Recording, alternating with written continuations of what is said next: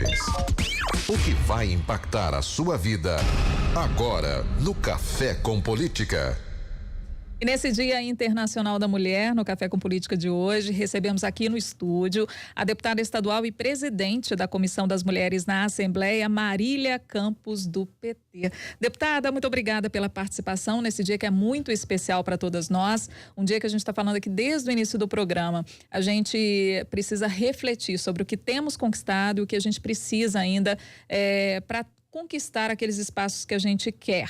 O que a gente quer, porque a mulher, é importante que ela esteja onde ela quer, não é isso, deputada? Ocupando o seu espaço dentro de casa, cuidando dos filhos, ou até mesmo no mercado, se empoderando, lutando por seus direitos, mas o importante é que ela esteja plena, que ela esteja feliz. Essa mensagem que fica, qual é a mensagem, a leitura que a senhora faz desse Dia Internacional da Mulher? Deputada, bem-vinda.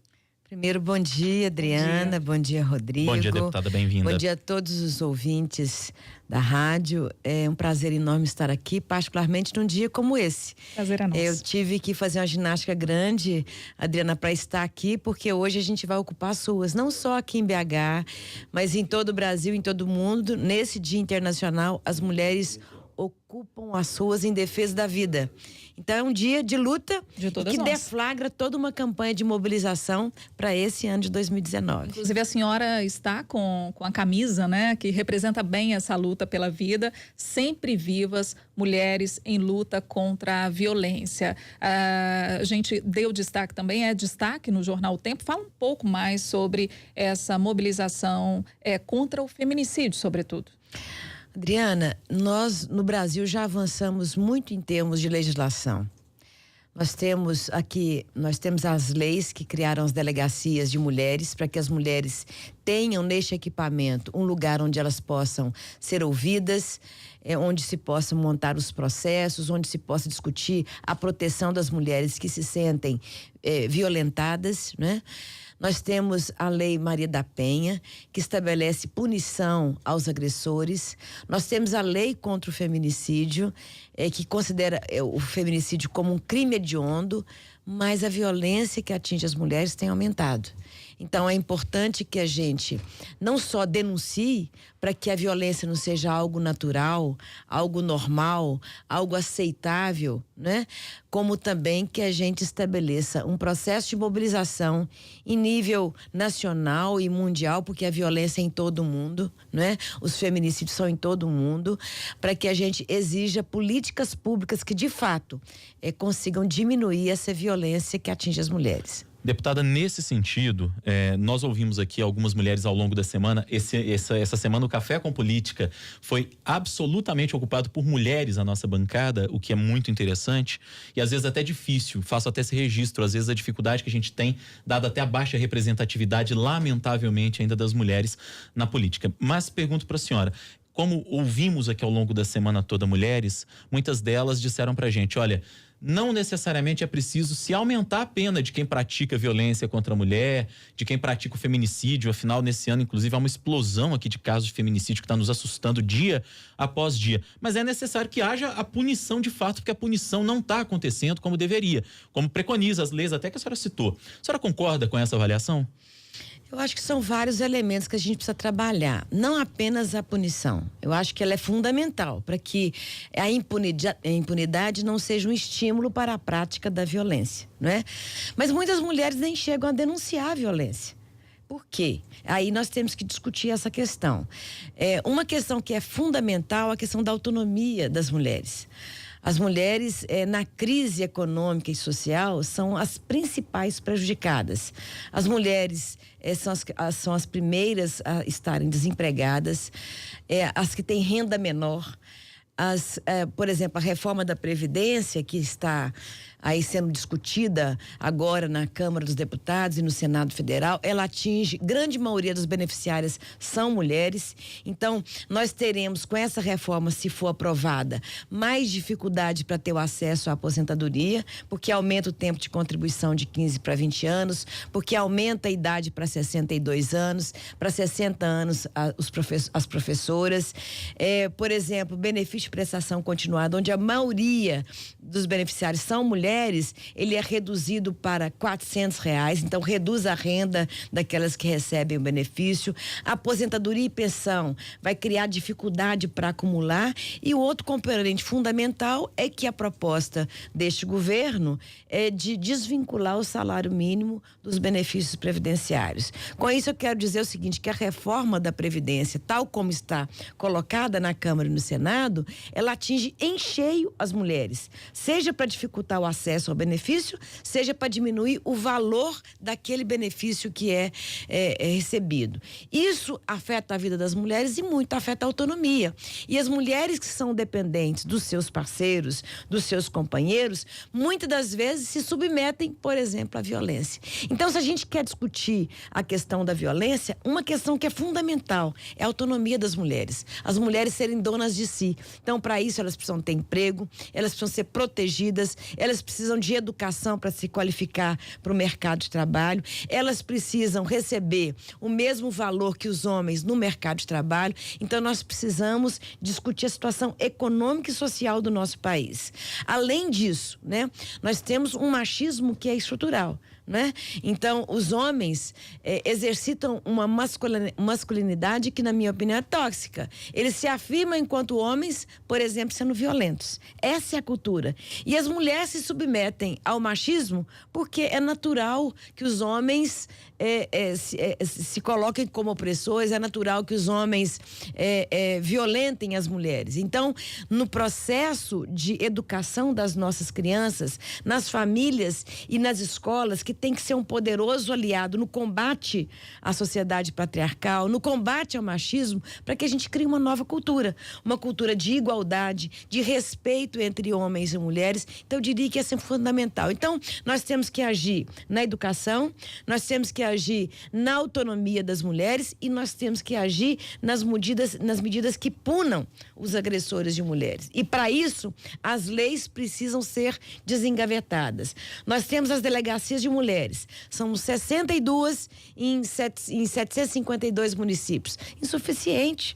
E, além disso, as delegacias não estão devidamente estruturadas para atender as mulheres. Então, nós precisamos de investimento do governo do estado, na Polícia Civil, para que ali seja um lugar acolhedor e possa iniciar todo um processo de defesa e de proteção das mulheres. Mas a gente tem visto, o discurso é de redução de custos e de enxugamento da máquina pública, deputada. Pois é, e essa é a discussão, né? Eu não acho que redução de investimento em política social é um instrumento para corrigir a situação fiscal do Estado, né? Na minha opinião, o Estado, ele pode ser recuperado do ponto de vista fiscal, do ponto de vista orçamentário, enfrentando as principais questões, por exemplo, Lei Candir, por exemplo, a dívida do Estado, e não reduzindo investimentos, porque isso só vai fortalecer os problemas sociais e agravar ainda mais os problemas que nós temos no nosso Estado. E dentro dessa questão da opressão, né, que sofremos, deputado, eu queria trazer aqui o destaque da falta de apoio dos parceiros.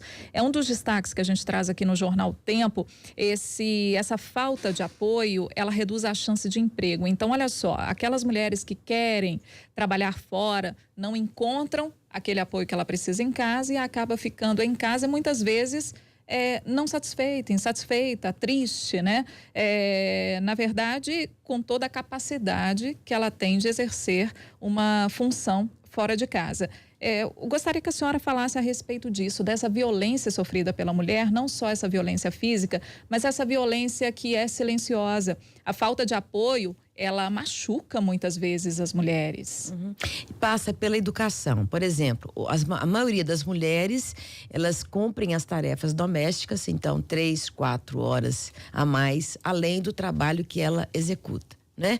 Então é muito difícil compatibilizar o trabalho lá fora com a maternidade, com as tarefas domésticas. Por isso é importante, em primeiro lugar, essa solidariedade, essa divisão do trabalho doméstico dentro de casa. Então os homens e mulheres têm que dividir a educação dos filhos, o trabalho doméstico, para que eles possam estar no mercado de trabalho. Mas, além disso, uma mulher, para ter tranquilidade para trabalhar, além de ter essa parceria de fato do seu companheiro, companheiro, precisa de políticas públicas. Por exemplo, uma mulher que tem creche para cuidar dos filhos, ela sai com mais tranquilidade, né, para trabalhar. Uma mulher que tem um transporte coletivo seguro, ela sai com mais tranquilidade para trabalhar. Então, eu diria que, além dessa parceria com o seu companheiro, essa solidariedade, essa divisão de trabalho na família, precisamos de políticas públicas. É uma contrapartida, né? É uma contrapartida relacionada às políticas públicas que a senhora diz. Justamente. Agora, parece uma coisa tão simples, né, deputada? A gente falar a respeito disso, é algo que poderia ser natural, mas não é. Não é, porque quem está no comando de tudo são os homens, que são machistas. Então, quem são os juízes que estão no poder judiciário? A grande maioria. Que julgam aqueles que agridem as mulheres? São os homens. Quem é que compõe o parlamento municipal, estadual, federal, Senado Federal? A grande maioria são os homens que fazem as leis, que fiscalizam. Então, essa pauta das mulheres, embora nós sejamos maioria do eleitorado, ela não é uma prioridade. E se ela não é uma prioridade, os investimentos para defender os direitos das mulheres também não serão. Por isso é que a gente luta também, junto com tudo isso, por mais mulheres na política. Nós queremos uma maior representação das mulheres na política para que a gente possa colocar na agenda política os nossos direitos. Esse era até o próximo assunto justamente que eu queria tocar com a senhora, porque acompanho já há algum tempo essa luta pela maior presença das mulheres na política, em especial na Assembleia. Da última legislatura para essa de agora, a gente até teve um avanço considerável, já que na última legislatura a gente ficou ali gravitando entre 6 e 7 mulheres ao longo da legislatura, de presença de mulheres na Assembleia, e agora a gente tem 10, mas que ainda é pouco, considerando que vocês são 52% do nosso eleitorado, deputada. Eu queria que a senhora avaliasse esse aumento, mas um aumento ainda tímido. É tímido, e é tímido não porque as mulheres não têm vocação para a política. Eu acho que as mulheres, elas querem trabalhar, elas querem estar nos postos de comando, seja na política, nas empresas, mas para isso acontecer, além do estímulo e de uma educação, para que as mulheres tenham isso como mais um objetivo na vida delas, é preciso criar as condições para isso. Então, a agenda, por exemplo, da política não pode ser mais uma agenda. Nós temos que trocar. Já que eu tenho uma agenda política, eu tenho que tirar. Porque eu tenho que ter direito ao descanso, ao estudo, né? Então, isso é uma questão muito importante, mas além disso, nós precisamos ter os partidos como um lugar onde as mulheres convivam com democracia, onde elas sejam respeitadas e onde os partidos tratem mulheres e homens com igualdade. Por exemplo, financiamento de campanha. Né? Antigamente não se tinha financiamento nenhum. A política de cotas muitas vezes serviu para colocar candidatas laranjas, né? Que na verdade não estavam ali para competir, para disputar, estavam ali apenas para respeitar uma legislação. Então, o financiamento é fundamental para que as mulheres disputem o processo eleitoral. Isso é um problema até no partido da senhora, deputada? Claro, muito grande. No PT. Inclusive no PT, que avançou na representação em todo o Brasil, mas ainda em profunda desvantagem, né? As mulheres. E essa questão é estrutural da sociedade. Agora, a melhor conquista que deveríamos ter é a reserva, além das cotas que nós já temos, é a reserva de cadeiras no Congresso Nacional, nas Assembleias Legislativas. Tendo a reserva de cadeiras, ninguém podendo ocupar, aí os partidos se movimentam mais para garantir as condições para as mulheres, de fato, poderem disputar o processo eleitoral. A senhora defende qual percentual de cadeiras, por exemplo? Olha, nós não chegamos a discutir, mas eu diria que cotas na lista partidária não é suficiente. Talvez, por exemplo, em vez de cotas na lista, os 30% que estão lá nas cotas sejam garantidos, por exemplo, de cotas para cadeiras no parlamento estadual e no parlamento federal. Eu acho que já seria um bom começo. Eu estou observando ainda a camisa aqui da Marília Campos, Rodrigo. Esse Sempre Vivas, ela tem, o nome da campanha tem uma conotação bem específica, né, Marília? Ele é uma flor do cerrado, Sempre Vivas são flores, e elas têm depois que são acolhidas, elas têm uma resistência maior, elas 15, um mês, então elas têm uma resistência. Então a gente pegou essa flor, não apenas, né, pela resistência, mas aqui é um ramalhete que expressa mulheres unidas na luta contra a violência, que na verdade é a luta em defesa da vida, né?